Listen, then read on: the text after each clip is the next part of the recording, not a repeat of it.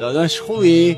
من بچه شهرستانم، بعد کیف پولم و الان زدن گرسنمه، پول داری من بدی شکممو سیر کنم؟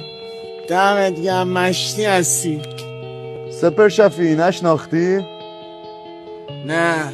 اینقدر زدی که بغل دستی دوران مدرسه تو یادت نمیاد؟ موسویم. توی نشناختم. تو که بچه شهرستان نیستی، چیکار کردی با خودت؟ چی بگم داداش، بعد روزگاره دیگه. یادت مبصر بودی چاپلوسی منو پیش مدیر میکردی؟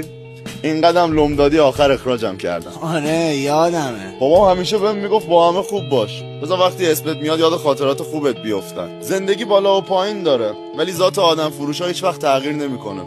با اینکه ناراحتم تو این وضع میبینمت، ولی کاش حداقل یه خاطره خوب ازت تو ذهنم بود. دلم میومد دستتو بگیرم. مراقب خودت باش.